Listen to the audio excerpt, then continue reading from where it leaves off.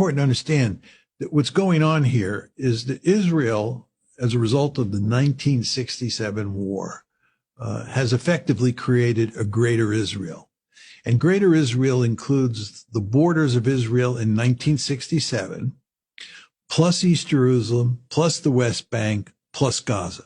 That's greater Israel. And inside of greater Israel, you have roughly 7.3 million Palestinians and roughly 7.3 million Israeli Jews. Okay?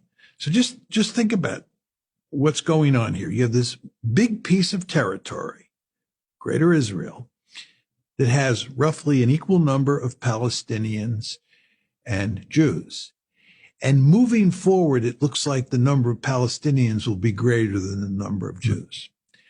That means that you cannot have a democratic greater Israel where you have one person, one vote, because it will no longer be a Jewish state. It will end up being a Palestinian state. So democracy is off the table. With regard to a two-state solution where the Israeli Jews get pre-1967 Israel and the Palestinians get East Jerusalem, the West Bank, and Gaza, the Israelis are unwilling to accept that. Period. End of story. They are unwilling to accept that.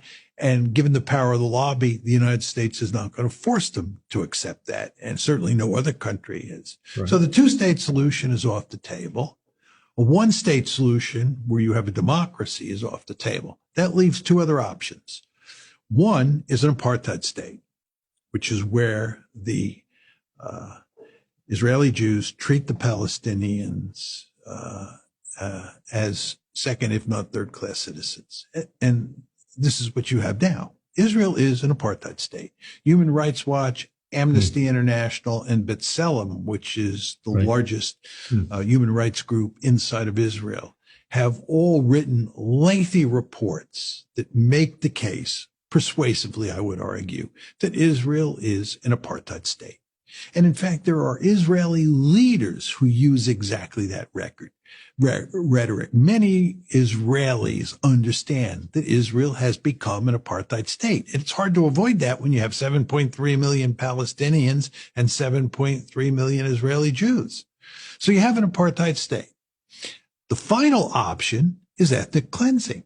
And you solve the apartheid state problem by cleansing Gaza and cleansing the West Bank. And then you have a greater Israel that is filled with Israeli Jews and where there are 20% or less Palestinians. Is this what Zionism was supposed to be like? Or you think the Zionist ideology has evolved over the last few decades? Zionism from the get-go was all about creating a Jewish state. But not to the extent of being genocidal or cleansing. The Zionists understood from the very beginning that you had to cleanse. There's no way Jews or Zionists moving out of Europe can come into an area that's filled with Palestinians and create a Jewish state without cleansing the area. They understood that from the beginning. This is very clear from the historical record. The Zionists who came out of Europe and, laid the foundation for what is Israel today were very smart people. I mean, they were very smart, very clever. They knew exactly what they were doing. And they understood that they would have to do horrible things to the Palestinians in order to create a Jewish state. It was just inevitable. There's no way you could create a Jewish state otherwise. I want to switch to China.